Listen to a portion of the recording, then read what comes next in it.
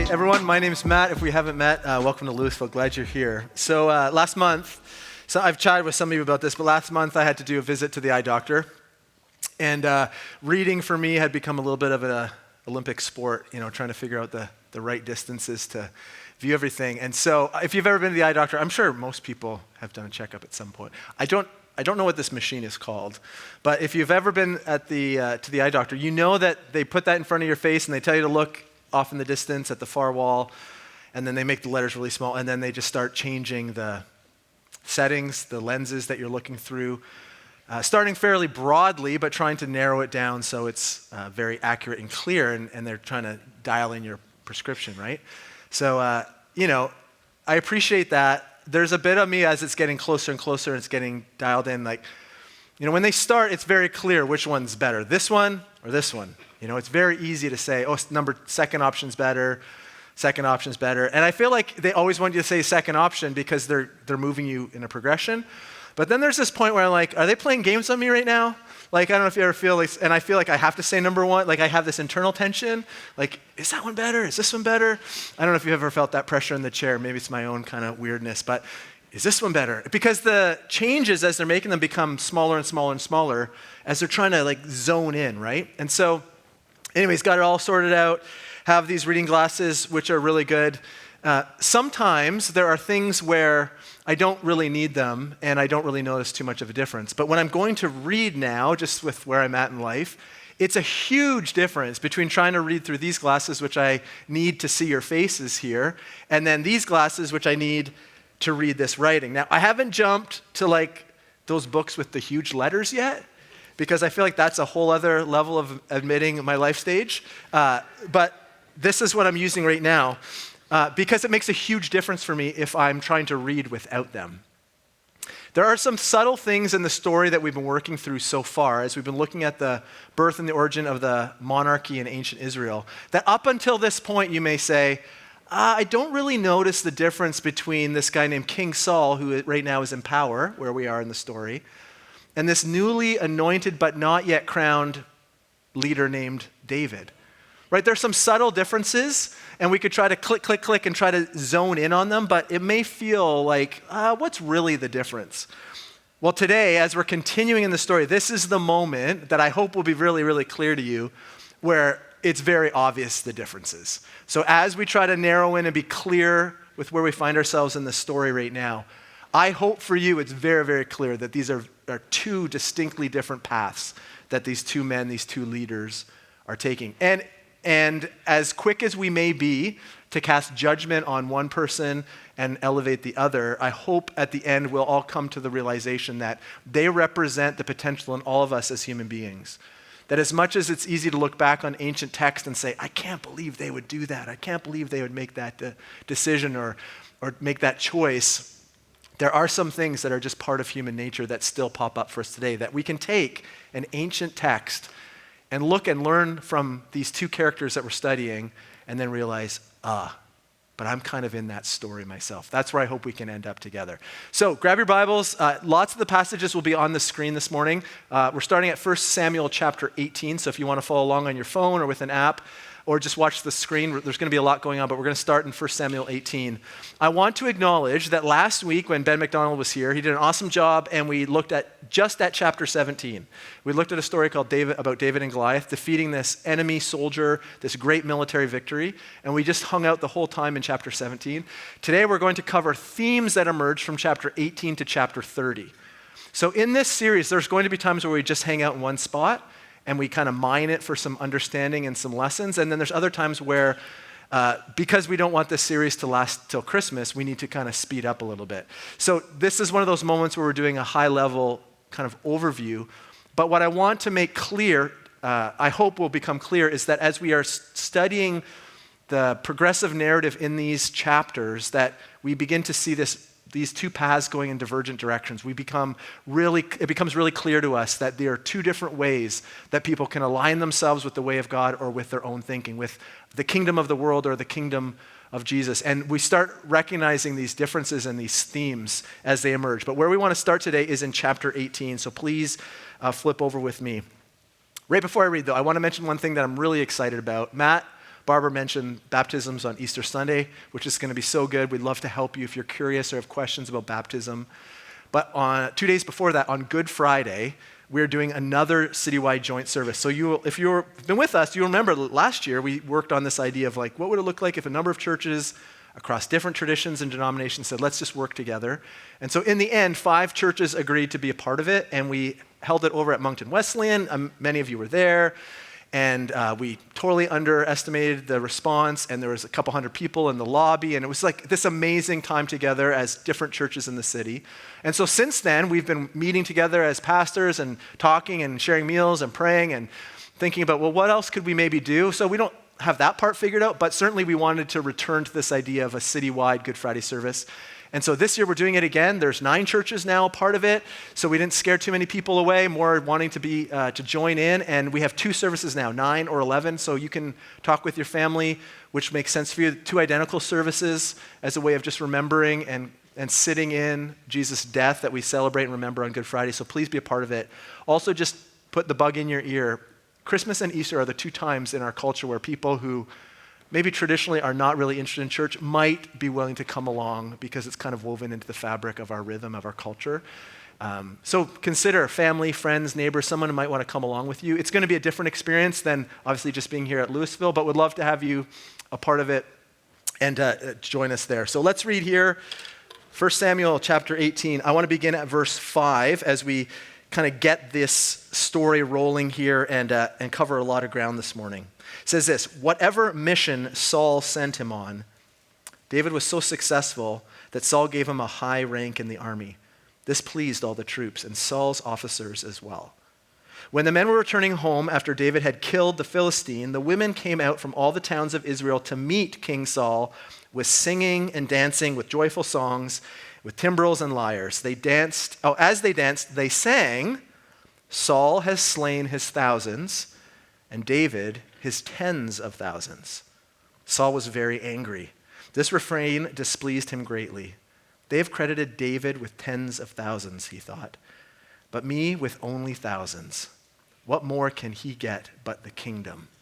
And from that time on, Saul kept a close eye on David. That's a key verse here where everything changes. From that time on, Saul kept a close eye on David. Now this is the song, this song that the women are chanting. Saul has slain his thousands, David his tens of thousands. This is the song that changes everything. If you hadn't been aware of like these little minute differences between these 2 people, this leader who's still King Saul, and this newly anointed David who's not yet the king but is kind of in waiting, this is the week where everything changes. And this song in particular is a turning point. So culturally speaking, when an army wins, they would return victorious, and the women and the kids would all come back to sing and to welcome them back. It was like the sign of victory. Not unlike if you've ever seen pictures of World War II when the troops were coming back in or parading through different parts of France when they were liberated. Like there's these great parades and celebrations in the street. Similar in this point in time. They would celebrate, they would sing songs of victory. So let me illustrate that for you. So in Exodus chapter 15, there's a story where as the nation of Israel is led out of captivity in Egypt, and Pharaoh sends his army to get them back, and then there's this whole thing that happens there. As they have success and victory and freedom in their leaving, they sing a song like this, recognizing God's provision in the victory. So in Exodus 15, it says this: "Sing to the Lord, for he is highly exalted. Both horse and driver he has hurled into the sea." So Miriam, the prophet, is leading the people in this song of victory, this chant of celebration, of recognizing that they have been delivered and free. The interesting part here, when we talked about Saul has slain his thousands, David his tens of thousands. The interesting thing here is that it's a poetic expression. It's not meant to be a descriptor and be read literally. It's not intended. It's biblical poetry. It's used just to express victory and focus on God. And it's not supposed to be used in a way that divides people. It's not like a partisan thing. And yet Saul, the way he responds to it is like he takes it personally. But let me give you a couple examples of where it shows up in biblical poetry, where it was just an expression of the people, an expression of the time. So in Psalm 91, verse 7, it says, 1,000 may fall at your side, 10,000 at your right hand, but it will not come near you. Micah 6:7, will the Lord be pleased with thousands of rams, with 10,000 rivers of oil? They use this turn of phrase, thousands and 10,000s, thousands and 10,000s, as a poetic turn of phrase. So when the people are singing here, when the women are singing here after this victory and David's coming back and King Saul's coming back, it is not meant to divide these two people. But Saul, the way he reacts reveals kind of the posture and the attitude of his heart. It's starting to show his true motives, his true character, what's going on. That's what we're going to get in here today. So this song that we get a little glimpse of what's happening in Saul's life is now this point where everything changes. And these two paths of leadership, these two paths of character, of what do you do, become more and more clear. And the two men head off in very divergent directions. If you've ever felt like they're kind of close, this is the time in the story where they go and head off in different directions. Now, to cover as much ground as we're going to try, we're going to look at something using three different categories. So here's the three categories. It'll be up on the screen here for you. First thing, the heart that matters, what defines a king? And so we're going to be looking at a few examples of what defines King Saul in his leadership and what defines David. Then we're going to talk about kingdom power. What does true leadership then look like? Again, a few examples between chapter 18 and chapter 30 that shows their posture and their attitude and the way in which they were leading and carrying themselves. And the last one, revenge or restraint. How do leaders then handle their enemies? And what we'll discover, what I hope you'll discover as I lead us through it is like, oh, these two leaders, these two people couldn't be more opposite in the way they're approaching this. And in these categories, as we work our way through them, I hope what becomes clear is that there are two examples here in the biblical narrative of a heart and a person and a character that chooses itself and chooses to reinforce and fight for an earthly kingdom and earthly power. And then there's another leader who aligns himself with the heart of God, is humble and sensitive, and does not try to force their agenda into the mix. So let's work our way through this. Okay, first category, let's talk about it here. What defines a king? So we're going to, here, this is great. So one of the key things you're going to discover, and I would encourage you that this week to take some time and read between chapter 18 and chapter 30. We don't have time to get into the weeds of all the stories, but through these chapters, there's so many nuances and so many details that we just can't capture right now. Military battles, chasing, hunting, attempted murder, conniving, manipulating, all of these like intrigue moments around power and the throne and what's happening and jealousy and fear. So I encourage you, take some time to read it. I'm just going to highlight some of the key things to help show these two different paths. So the first thing about Saul is that as the story goes on, his heart grows harder and harder to the way of God. He's rejecting God and his heart is hardening. And in that, because of that, he's experiencing a distance from God. Where David, on the other hand, in this section, his heart is softening to God and he is aligning himself and recognizing his dependence upon God. So his heart, when it comes to just his life and his character, it's hardening, it's driven by fear. Rooted in his heart and his motives is fear. He is so worried about attention coming on David and people recognizing something special, that God's presence is with David. He is so fearful of that. So instead of maybe saying, well, I got to fix myself, I got to repent and turn and make it right, he kind of digs in, which is a real human thing to do, is to reject and be unwilling to admit your own fault and to really dig in and hold your position. And he digs in and he becomes fixated on David as a threat. So let me read this from, again, chapter 18 at verse 12 to 16. It says, Saul was afraid of David because the Lord was with David but had departed Saul. We talked about that a few weeks ago, but what that looks like. So he sent David away from him and gave him command over 1,000 men. So his solution is, I'm just going to give you more men, but I'm going to get you out of here, remove you from my proximity. And David led the troops in their campaigns. In everything he did, he had great success because the Lord was with him. When Saul saw how successful he was afraid of him. The king is afraid of the one he is commissioned to go and do the task. But all Israel and Judah loved David because he led them in their campaigns. And so Saul is consumed by jealousy. He's fearful, he's jealous, he's trying to hang on to power, and a wedge is now formed between them. Up until this point, David had been in Saul's court. He's been playing music to soothe his soul. He had represented him in battle and won a great victory. He was under Saul's authority and leadership, but now this is the point where Saul is afraid and jealous. And this is what's coming out.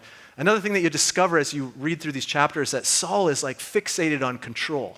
He's that kind of earthly kingdom leader who just wants to maintain and control and manipulate and hold everything into his power.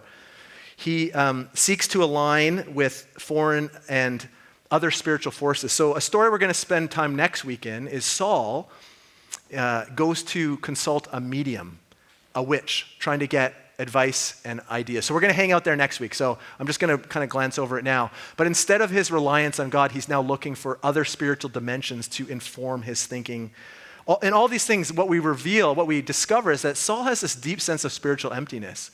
He looks to grasp onto power, to hang on to power. He's jealous, he's fearful, and he tries to control everything around him. Even when there's moments where he does repent, it's like this surface level, superficial.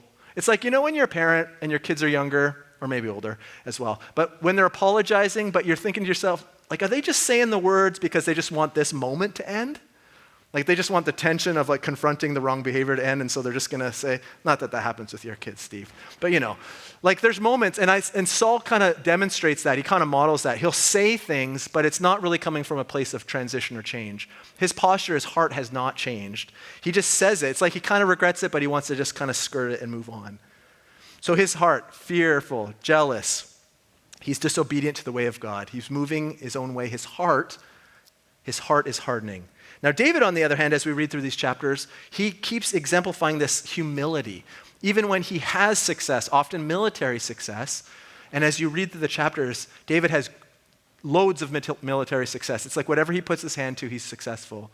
But in all of that, he doesn't take it onto himself. He's not puffing himself up. He's not assuming he's the best. He's not trying to grasp onto power. He views himself in the proper order, and he's not trying to like push his way through it. He's not trying to rise to the top or force his way to the top. He recognizes, like, I'm just trying to do what I'm supposed to do, to be faithful to what's in front of me with what God has asked me to do, but he doesn't move beyond that scope. He seeks God's guidance. In chapter 23, there's a story where he's coming against the Philistine army. And after all this success, you would imagine on a human level, he just says to his troops, let's go, and he just rushes into it because he's had so much success. But what we find is that's not what he does. He actually stops before rushing into battle, and he consults the Lord. He asks God for guidance because he recognizes where his victory and his meaning come from. He is completely opposite from Saul. He's holding it all with open hands. He knows that he's relying on God for his strength. In chapter 30, there's a story where his men are kind of turning on him. They're fearful of what's happening. They're kind of turning on him. And this is what we read in chapter 30, verse 6. It says, but David found strength in the Lord his God. No matter what was going on, whether it was victory or it was trial or stress, David's heart was always tuned in to God. He was always looking for direction and guidance from God. There's even these moments where he refuses to harm Saul. We're going to come to that in a second about how does a leader deal with their enemies. But there are certain situations where David could have taken matters into his own hands, but he doesn't. He recognizes who Saul is, and he does not act against him because his heart is soft to God, and it plays itself out in how he deals with other people in relationship. It's fascinating. There's another account in chapter 21. So do you remember that David, or know that David was a songwriter? He was like an artist. Like it's kind of interesting to be like this really successful military leader and then also like write songs. Like I don't know if you think of when you think of military, but I often don't think of them like whipping out the harp and like singing some songs, right? I don't know. But David is this interesting mix of having anointing and God's blessing and success in military campaigns. And he is a poet. He's a songwriter. The book of Psalms has tons of his songs that the people of Israel would use as worship. So in Psalm 34, it is a song that David wrote while the events of 1 Samuel 21 are happening. So while he is being hunted, while he is being pursued by Saul, while he's on the run, David writes these words captured in Psalm 34. Let me read it for you. This is what he says as he's in this moment of hiding out and running for his life. He says this, I sought the Lord and he answered me. He delivered me from all my fears. Those who look at him are radiant. Their faces are never covered with shame. This poor man called and the Lord heard him. He saved him out of all his troubles. The angel of the Lord encamps around those who fear him, and he delivers them. Taste and see that the Lord is good. Blessed is the one who takes refuge in him. This shows where his heart's at. This shows his dependence and his leaning, his open-handed, his connection to God that's playing itself out in all aspects of his life, not just in the victories, but also while he's hiding out, knowing that Saul and his soldiers are trying to hunt him down and capture him. Let's go to the second category. So what does true leadership then look like? What does this look like? Well, first off, for Saul, he views leadership as being equal to control. So whenever he's leading, the things he's trying to do, he's trying to control the circumstances, the situations, and all the people involved. Because he's trying to hang on to something that is falling through his fingers. And he views David as an enemy. And so he's trying to control everything that's going on. He rules by fear. He manipulates relationships. He tries to accuse people of doing the wrong thing even if they didn't. It even trickles down into his family. So as you read these chapters, there's a kind of a plan that Saul concocts that, if I can marry one of my daughters to David, it now gets him into the family circle where now I can have him close and I can deal with him. So he offers one of his daughters to David in marriage. Now David declines because he says something like, I'm going to paraphrase, "Who am I to be welcomed into the king's household?" And then that daughter ends up marrying someone else. But then a second daughter, Saul comes right back to the same tactic, and he's trying to manipulate people and orchestrate and control, and he offers his other daughter now to David because, again, he thinks, if I can just get him close, I can take care of it. Now, in the ancient times, there's something called a bride price, which was the price. If you're going to marry, it was a price you would give to the bride's family as a way of kind of sealing the covenant. Now, this is going to be pretty wacky here, but the bride price that Saul asks from David in order to marry his daughter is 100 foreskins of the Philistines. That's not the theme of this week, but that's this crazy price, 100 foreskins, because in his thinking, what he's trying to do is he's trying to lure David in with the offer of marriage for his daughter, which would have been attractive for most people to come into the king's family. Power, success, security, all those things. But what he knows is what he thinks is that if I can get David to go on this crazy task of meeting this obligation, this price, then the foreign army are going to take care of him. He's going to go try to do this and he's going to be wiped out and they'll solve my problem. They'll look after this threat to my leadership, to my throne for me. Now, if you know the story, joke's on Saul because David comes back with 200 foreskins.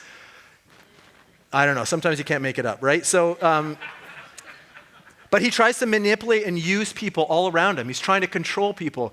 He's so concerned about David being an enemy. He's so concerned with hanging onto his throne that it says this in 1 Samuel 18, verse 29. Saul became still more afraid of him, and he remained his enemy the rest of his days. Now, if that's not a statement. This is how far these two are going in different directions. He remained his enemy the rest of his days. He seeks revenge. He's obsessed with power. He views the throne as something he just needs to hang on to and protect. David, on the other hand, when it comes to what does a leader look like, he leads by serving and not by seizing power. He is not trying to take things over. He's not trying to rush God's timing. In fact, when Saul is hunting him down, he actually protects Saul. He actually rejects this idea of trying to harm Saul when Saul is in front of him. His character and his acumen as a leader is becoming more and more well known, that those who are hearing about David are actually flocking to him. They're coming to him because they know he's so different. Who is this guy? And they're joining him. Right? Let me illustrate that for you. In chapter 22, it says this: David left Gath and escaped to the cave of Adullam, where his brothers and his father's household heard about it. They went down to him there. Do you remember in the story where David's father didn't even bring him into the lineup as a prospective next king because he just figured, he's out looking after the livestock. There's no way he's the one. But now his brothers and his fathers are coming to him and joining him. They're recognizing what God is doing through David. It says, verse 2, all those who were in distress or in debt or discontented gathered around him, and he became their commander. He's gathering all the riffraff from the nation who are recognizing something's different about this man, this young man. About 400 men were with him. So his character, his leadership style, his heart and his leadership that's focused on God is becoming more and more well known, and Saul is becoming increasingly fearful of him. He even practices wisdom in his leadership. There's a story that's captured in chapter 30 where they're going to attack a foreign nation and foreign army, and some of his army are just tired from all their military campaigns, so they ask to stay back. David says yes, and so he goes ahead with only part of his forces, and God gives them a victory.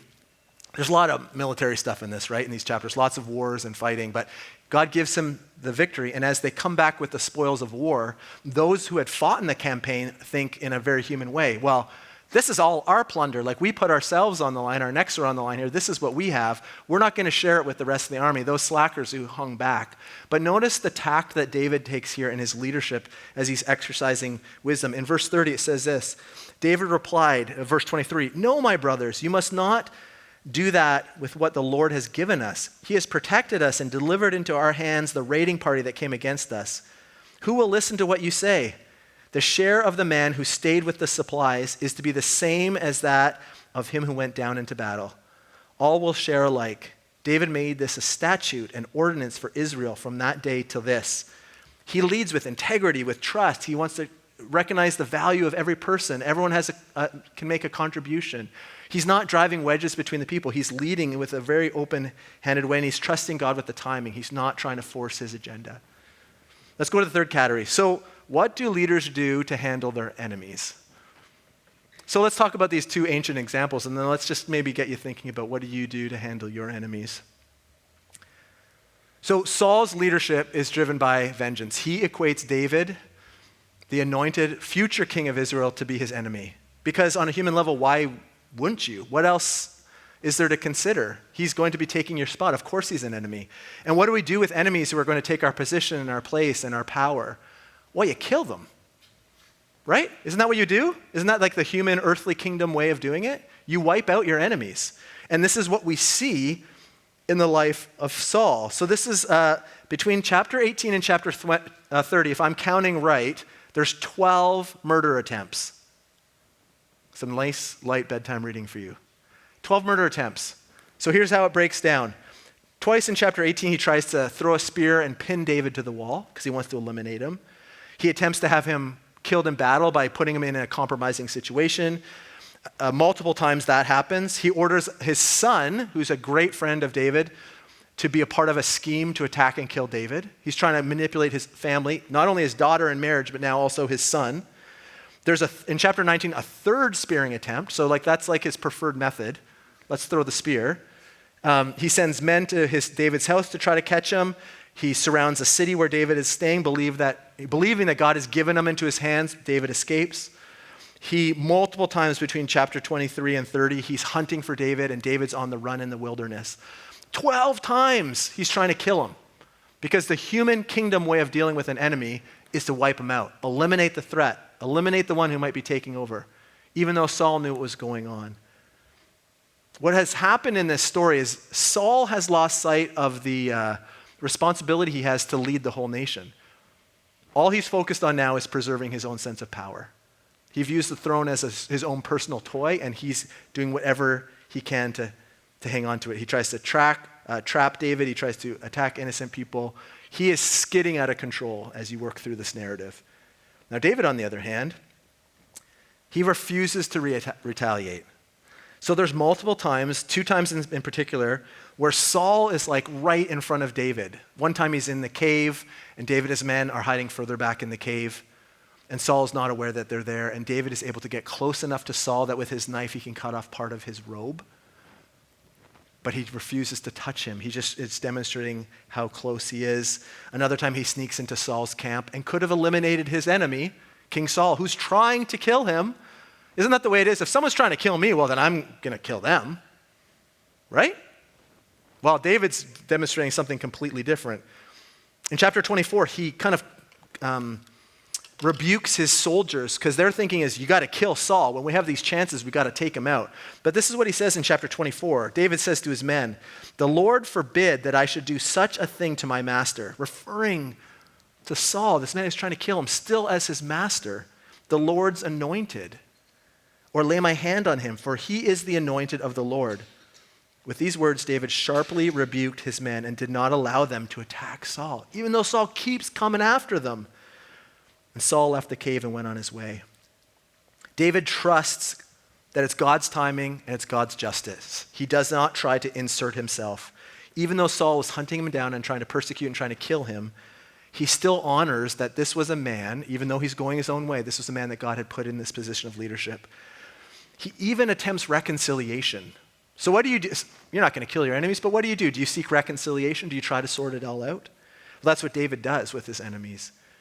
In chapter 24, when he could have taken Saul's life and doesn't, this is what Saul says when Saul becomes aware of, oh my gosh, I could have been taken out here. This is how Saul responds, speaking back to David. He admits, you are more righteous than I. You have treated me well, but I have treated you badly. You have just now told me about the good you did to me. The Lord delivered me into your hands, but you did not kill me. When a man finds his enemy, does he let him get away unharmed? He knows. Saul's like, I'm hunting you down. You let me get away. May the Lord reward you well for the way you have treated me today. I know that you will surely be king, and that the kingdom of Israel will be established in your hands. Saul knows where this is all going. Now swear to me by the Lord that you will not kill off my descendants or wipe out my name from my father's family. So David gave his oath to Saul. Saul goes his way, David goes his way. Again, in an earthly kingdom way, you would wipe out any of the descendants of the previous king so that they wouldn't come back and challenge your authority and challenge your throne at some point. But Saul, even here, he recognizes that you're different than me, David, but will you do me a favor, will you not wipe out? And notice how David agrees to it. He's seeking to make this right.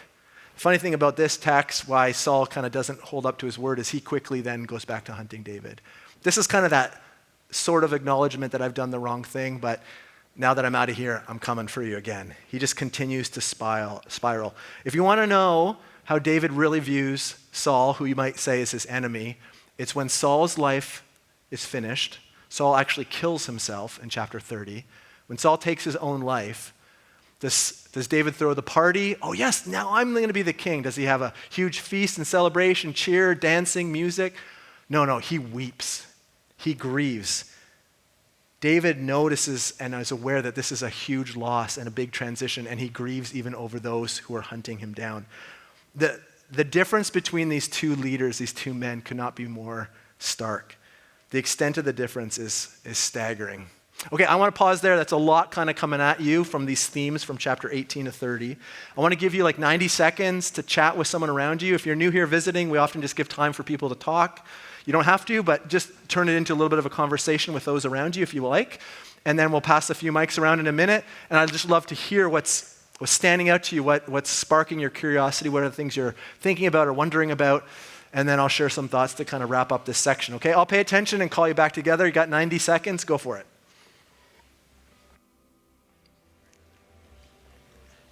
All right, I'm going to interrupt you, call you back together. Is anyone interested in kind of jumping into the conversation a little bit? Okay, we got one hand here. Mic's on its way. Anyone on this side, please throw up your hand. Okay, right up here at the front. Thank you. Morning. Good morning. I love the chapter. I think the chapter is really good. One thing that brings out is how David prayed to God and seeked God no matter if things were going good or bad. Yeah. I think that's a good lesson for all of us, especially in today's world. Yeah. Where no matter we tend to, as society, will pray to God when things are really bad and we need and seek Him, but when things are really good, we remain silent. But the thing about the whole scripture that gets me the most is in it says that God forced evil onto Saul. And it was at that point that he actually threw the spear at David and missed, of course. Yes. That really gets me. At what point and what time does God actually force evil onto his people? Yeah. And why? Yeah, it's a fantastic question. I'm going to answer it really quickly. So 2 weeks ago, we covered all the different ways of viewing God sending evil or forcing evil. So if you weren't here 2 weeks ago, I outlined 4 versions or 4 different ways the church historically has tried to understand that, because it's one of those conundrums that we aren't going to solve here at our church, and they've been trying to solve for 2,000 years. But I would just refer you back to that because I kind of walk us through that. But it is true that there is something going on in a spiritual dynamic where Saul continues to go his direction, and God has withdrawn his favor and his protection. So I'm not trying to skirt it. We did cover it. The first part you talked about, though, I really appreciate you saying it, though. Now I just forgot what you said, but I know as you were saying, I really appreciate. Oh, yeah, the prayer thing. Like, one of the things we learned from Saul is that he kind of treats his relationship with God in indifferent, like, when I need you. I'll admit I'm wrong when I need to get out of a jam.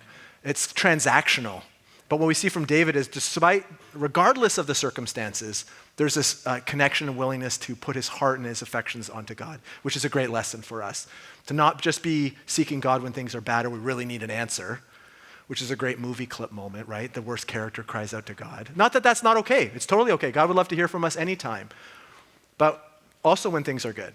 Yeah, thanks for raising that. There's some, I lost track. Oh, yeah, Paul. Hi, good morning. Hey, I wanted to talk about 24:5. I remember reading in, I think, class, or maybe even on a Claystone trip by Noah. Did you mention with the robe? Okay. At some point this fall, I learned about a lot more context of David cutting off the corner of Saul's robe. Yes. I was told that it was and I looked it up afterwards to verify, cutting off the corner of somebody's robe in ancient times is saying that you've defeated that king, and it would be sewn onto your own robe, which is kind of like why David felt so guilty. It's not just because he was like close to Saul and could have done something. It's because he was saying that Saul's already defeated, even though he shouldn't have been. And then somewhere in Psalms, I couldn't find it when I was looking, but there's another part that says that the train of the Lord's robe will fill the temple. Yeah. Which I also learned while doing this research is kind of the same thing. It's like God's the king of all kings, and I thought that was interesting. Yeah, it's wonderful. Thanks for mentioning that. It's really good. Yeah. Sometimes when we think about maybe a corner of our garment being cut off, we don't really attach any value or significance to it, but it was different in the ancient context. Yeah. Thanks, Paul, for mentioning that. It's great. Okay, for the sake of time, I'm just going to get us rolling here. So the one thing that's so interesting about this is when we look back on the life of Saul, the reign of Saul, his leadership, his faults, his character, we compare and contrast that to David. It's really easy for us in our seats here to look back and think like, oh man, like, how did you not see this coming? Like, you were totally going the wrong direction. Like, could you not stop yourself? Like, over and over, you're making these terrible choices. Like, it's really easy to look back and kind of make a judgment or a decision. Like, what were you thinking? And all throughout the biblical narrative, we have so many examples where it's easy for us in our seats to potentially look back and say, oh, how foolish of you. Why would you do that, right? We sometimes think that about the disciples and some of the choices they made or some of the events of the early church. Like, we can look at any story and be like, oh, they're so silly. The thing with this is when you sit with this text, any story you get, you're kind of left with this feeling like, has anything really changed that much? If we're like really honest here? Like, isn't it just kind of a human thing that continues to show up? So on Tuesday nights at our big small group, someone will inevitably every Tuesday say, oh man, that's kind of like us now. You know, like times have changed, culture's changed, circumstances may be different, no one's hunting us down. But really, when it comes to choices and heart posture and control and manipulation, and isn't that the potential of all of us if we choose to go our own way, to choose to build our own kingdom rather than aligning ourselves with the way of Jesus and the kingdom of Jesus? We all have that potential to drift in this direction, don't we? So Jen, can you throw up that list? Okay, this is not Saul. Who comes to mind when I read these descriptors, though? And don't look at the person beside you and don't say any names out loud, okay? But who comes to mind for you? Fear-driven, consumed by jealousy, control freak, chooses power over repentance, superficial repentance when they do admit a fault. Leadership for them equals control. I see some eyes kind of smiling. Seeks revenge over justice, manipulates relationships, vengeance over national welfare, power obsessed, unjustly attacks, attempted entrapment. I'm not saying any names, but you're all thinking of names because after the last service, many of you told me your names.